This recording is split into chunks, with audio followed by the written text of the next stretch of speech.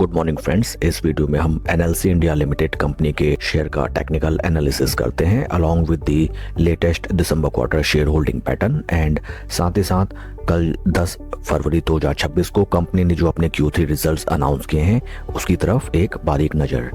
First and foremost आइए हम देखते हैं शेयर के टेक्निकल चार्ट पैटर्न को। This is weekly time frame. यहाँ पे हमें नजर आता है दैट राइट नाउ स्टॉक अपने 20 एंड 50 वीक मूविंग एवरेजेस के टाइट कंसोलिडेशन में ट्रेड करता हुआ नजर आता है and these are the important resistance points and this is sort of separate trend channel. Share के परफॉर्मेंस को अगर हम कंपेयर करें विद निफ्टी 50, यहाँ पे भी हमें नजर आता है that right now stock is consolidating near its zero levels and in case stock zero levels के ऊपर ही सस्टेन करता है then stock will generate alpha returns as compared to the base Nifty 50 index and in case stock zero levels के नीचे slip down हो जाता है then share will start to underperform the base Nifty 50 index.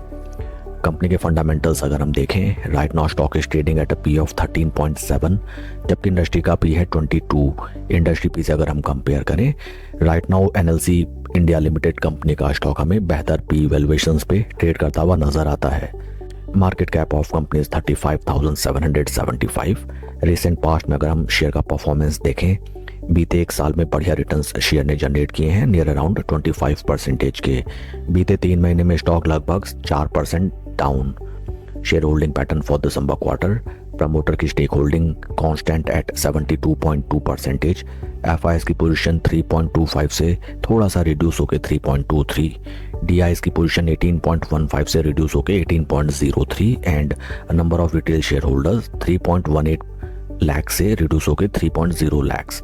Overall December quarter में FIIs, DIIs and retail share holders तीनों इस stock से थोड़ा बहुत अपना स्टेक कम करते हुए नजर आए हैं। कल 10 फरवरी 2026 को कंपनी ने अपने Q3 रिजल्ट्स अनाउंस किए हैं, उसकी तरफ अगर हम एक नज़र डालें, these are the consolidated basis results and total income में हमें क्वार्टर ऑन क्वार्टर 10.58% की इंक्रीमेंट जबकि वाई ऑन वाई बेसिस में 1.91% की डी ग्रोथ टोटल इनकम में नजर आती है। टोटल एक्सपेंसेस में हमें क्वार्टर ऑन क्वार्टर 5.91% की इंक्रीमेंट जबकि वाई ऑन वाई बेसिस में 16.67% की इंक्रीमेंट नजर आती है। एंड पैट फिगर्स अगर हम देखें, PAT figures are totally flat on quarter basis जबकि ईयर ऑन ईयर बेसिस में 4.01% की इंक्रीमेंट हमें नजर आती है। ओवरऑल अगर हम रिजल्ट्स को देखें, कंपनी के top line sales and revenue figures में हमें sequential quarter on quarter basis बढ़िया इंक्रीमेंट देखने के लिए मिला है, बट कंपनी के बॉटम लाइन में हमें ज़्यादा कुछ इंप्रूवमेंट नज़र नहीं आता है and PAT figures are totally flat on sequential quarter on quarter basis. आइए हम फिर से चलें टेक्निकल चार्ट पैटर्न की तरफ।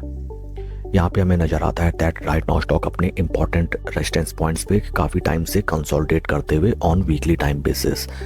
After the announcement of Q3 results, कल के ट्रेडिंग सेशन में और आज के ट्रेडिंग सेशन में दोनों दिन हमें स्टॉक में अच्छी खासी गिरावट आती हुई नजर आई एंड इन केस स्टॉक निचले लेवल्स की तरफ स्लिप डाउन करता है then this trend channel will act as important support levels and in case stock upper price band पे थोड़ा सा सस्टेन करके near around 20 week moving averages यहाँ से अगर हमें ब्रेकआउट देता है then stock will start to trade in uncharted territory and this will be the lifetime high price levels for the stock.